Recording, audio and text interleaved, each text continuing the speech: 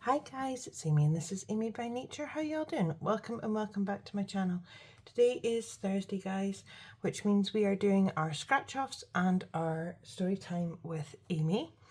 I will get my sheet up in my, I'm going to try and put it up if it's not already up. I'm trying to do it Wednesday night, but whether or not I get it done or not, we will see. When I'm filming this, I do not know yet. So anyway, we're going to do our scratch offs first, and I'm going to do our no IOUs because we used a wee bit of that the other day when I was saving, because at the moment we've got 2, 4, 5, 6, 7, 8, 9, 10, 11, 12, 13. And I like to have between 20 and 25 if possible. So we're going to scratch off some of this ones. These are from, this is a thank you I got in an order from Sarah Saves 07. So we're going to scratch some of these off. So we've got number 5. So we're going to go 1, 2, 3, 4, 5. And I've got 10 that I'm putting in that I can use for this. So we'll see how much we can get done with this out of the 10. So there is 3. So we've got 1, 2, 3. And then we are going to roll again and we're going to go 2. So we're going to go 1, 2. And it is a 4, which is 7.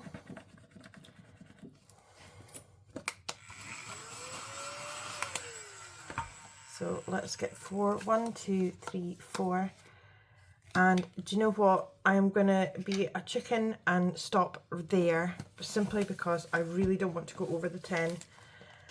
So we're going to stop there and put in our 7. So in our no IOU, we have got 2, 4, 5, 6, 7, 8, 9, 10, 11, 12, 13, 14, 15, 16, 17, 18, 19, 20 altogether, which is grand.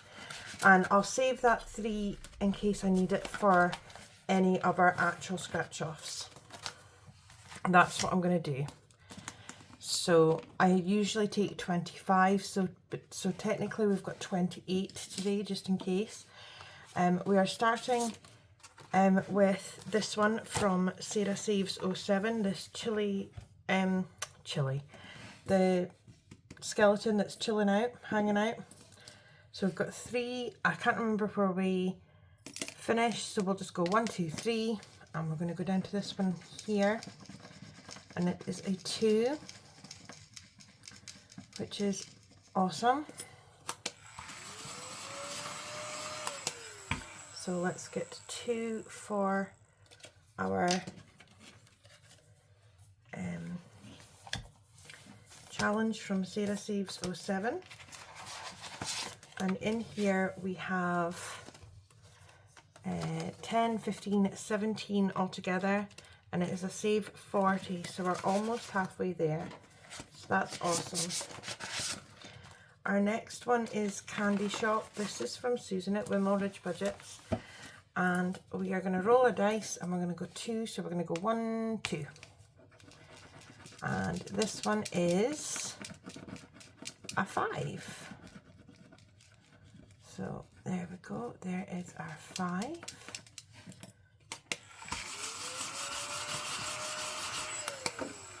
So I hope you've all had a wonderful week so far. 2, 4, 5.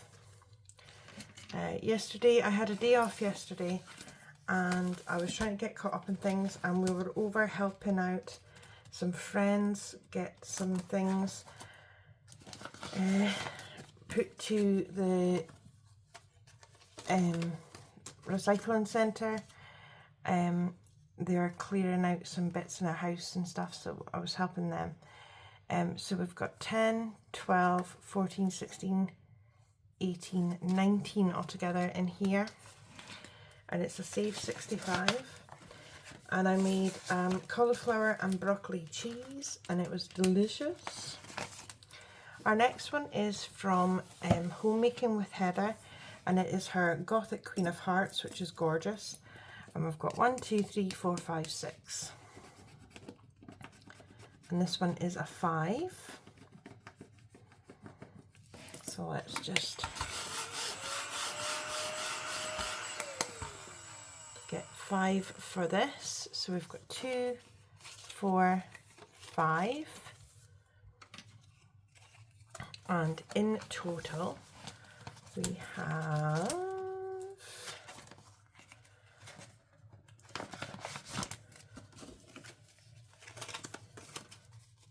10, 20, 2, 4, 6, 7. 27. So that is awesome. And this one you can roll and save as well, which is cool. And then we have got this happy birthday one from Save with Judy. She sent this as from being a part of our membership for her channel. So we're going to go 1, 2, 3. And this one is Hoocha. It's a 10. Judy. Judy, Judy, Judy.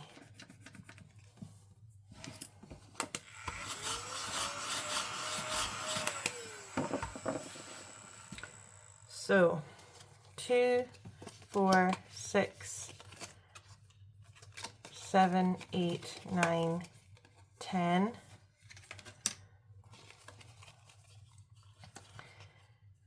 Let's get this in order, shall we?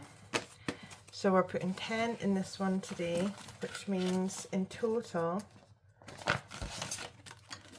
we have 5, 7, 9, 11, 12, 13, 14, 15. We should have 15.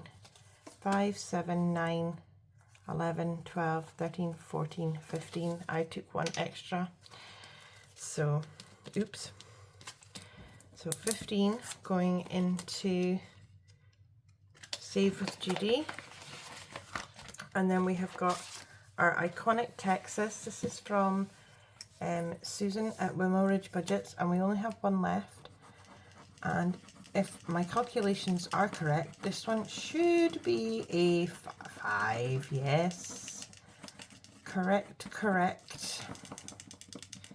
So let us just scratch that one off. These are just gorgeous. Susan makes just such lovely challenges. So we've got 3, and we're going to take 2 from the leftover ones from the IOUs.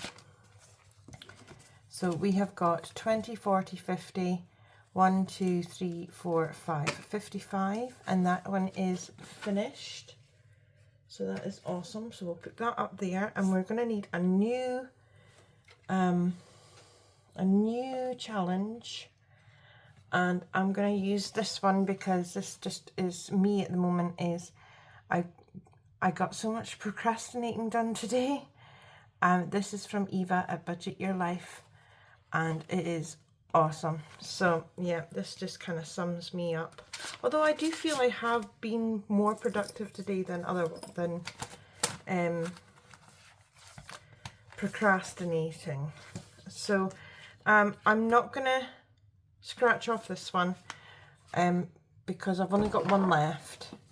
So I think we'll just start off here next week on this one, and we will leave that alone just now, and we are going to do our story time with Amy. So this is the sheet I've got. I've gone with like a gothic fairy theme.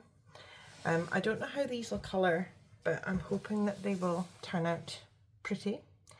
So I am going to colour in what I can of this, and I will tell you a story, and I will see you soon. There once lived a husband and wife who longed to have a child, but they longed in vain for quite some time. At last, however, the wife noticed unmistakable signs that God had granted their wish. Now in the wall of their house there was a little window that overlooked a magnificent garden full of every kind of fruit and vegetable. There was a high wall around that garden, and no one dared go into it, because it was the property of a very powerful witch who was feared by everyone. One day the woman was standing at that window, and she saw a bed of lamb's lettuce or Rapunzel. It looked so fresh and so green that she longed to taste some, and this longing grew stronger every day, so that eventually she became really ill. Her husband was alarmed at her condition and said, "My dear wife, what is the matter?" "Oh," she said, "if I can't have any of that Rapunzel in the garden behind our house, I'll die." The man loved his wife dearly, and he thought, rather than let her die, I must get her some of that Rapunzel. I don't care what it costs. So as night was falling, he climbed over the wall and got into the witch's garden, where he pulled up a handful of Rapunzel. He scrambled back hastily and took it to his wife, who made it into a salad at once and ate it hungrily. It tasted good. In fact, it tasted so good that her desire for it grew stronger and stronger, and she begged her husband to go and get some more. So once again, just as it was getting dark, he set off and climbed the wall. But when he set foot on the ground and turned to go to the bed of Rapunzel, he had a shock, for there was the witch standing in front of him. "So you're the wretch who's been stealing my Rapunzel," she said, glaring at him. "You'll pay for this, let me tell you." "That's fair," said the man. "I can't argue with that, but let me plead for mercy. I had to do this. My wife saw your Rapunzel from our window up there, and she felt a craving. You know how it is. It was so strong she thought she might die if she couldn't have some, so I had no choice." The witch understood the reason. The anger went out of her expression as she nodded. "I see," she said. "Well, if that's the case, you can have as much Rapunzel as you want, but there's a condition. The child your wife is bearing shall belong to me. It will be perfectly safe. I shall look after it like a mother." In his fear, the man agreed to this and hurried back home with the Rapunzel. And when, in due course, the wife gave birth, the witch appeared by her bed and took up the little girl in her arms. "I name this child Rapunzel," she said, and vanished with her. Rapunzel grew up to become the most beautiful child the sun had ever shone on. When she was 12 years old, the witch took her into the depth of the forest and shut her in a tower that had no door, no stairs, and no windows, except for one very small one, in a room right at the top. When the witch wanted to go in, she would call, "Rapunzel, Rapunzel, let down your hair." Rapunzel had beautiful hair, as fine as spun gold, and of the same lustrous colour. When she heard the witch calling, she untied her hair and fastened it around the window hook before letting it down its full length all the way to the ground, 20 yards down, whereupon the witch climbed up it to her little room. After she'd been in the tower for some years, it happened that the king's son was riding through the forest. As he came near the tower, he heard a song so lovely that he had to stop and listen to it. Of course, it was the lonely Rapunzel singing to pass the time, and she had a sweet voice too. The prince wanted to go up to her, but there was no door to be found. He was baffled, and he rode home, determined to come again and see if there was another way to get up the tower. The next day he came back, but with no more success. Such a beautiful song, and no singer to be seen. But while he was pondering, he heard someone coming and hid behind a tree. It was the witch. When she was at the base of the tower, the prince heard her call out, "Rapunzel, Rapunzel, let down your hair." To his astonishment, down from the window tumbled a length of golden hair.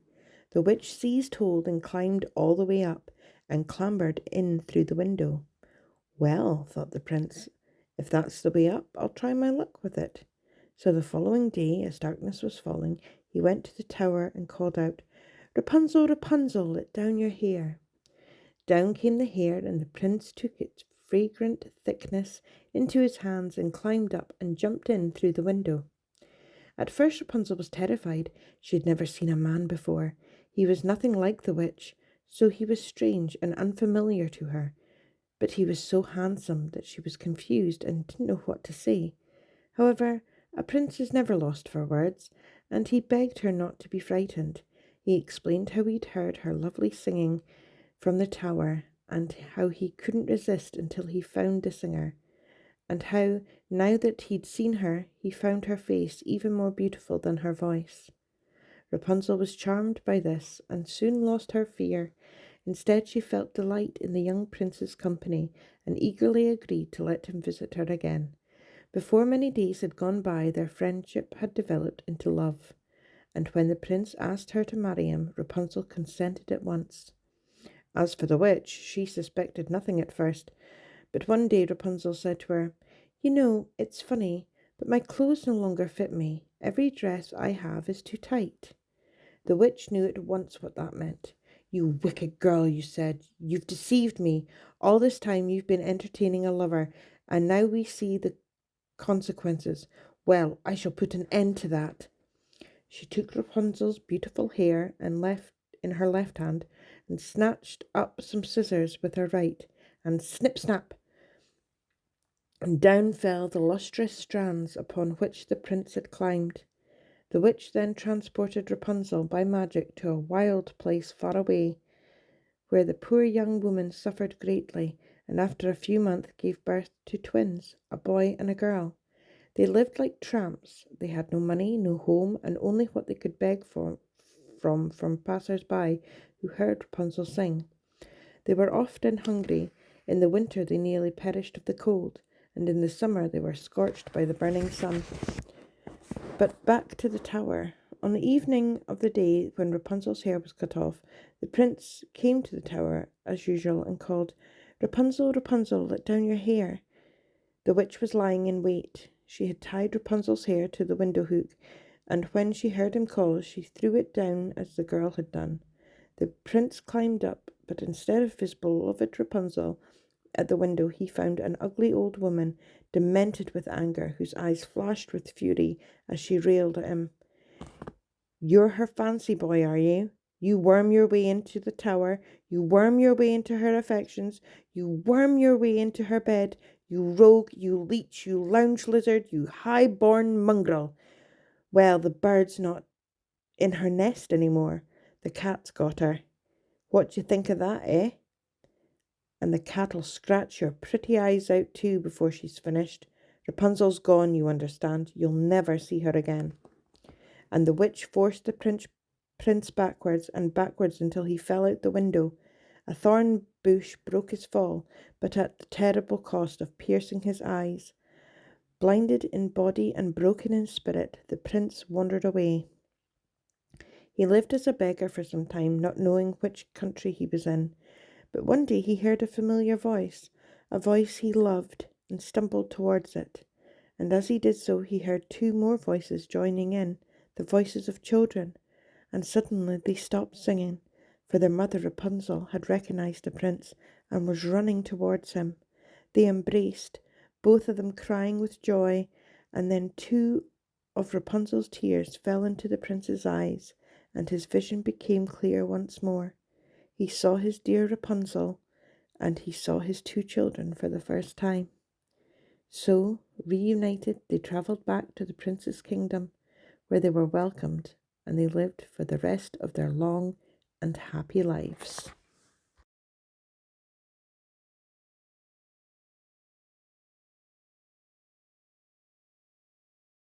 Okay guys, that is it. It's not the best, but it is coloured and we have our Gothic fairy. So we're putting 5 in here today and we're starting again on our story time. So we have got 5 going in and that is 5 in total. So that is it for today guys. Thank you so much for coming along and spending some time with me. I really appreciate you all being here. Please like, comment, subscribe and share. And until I see you again guys, take care. Bye.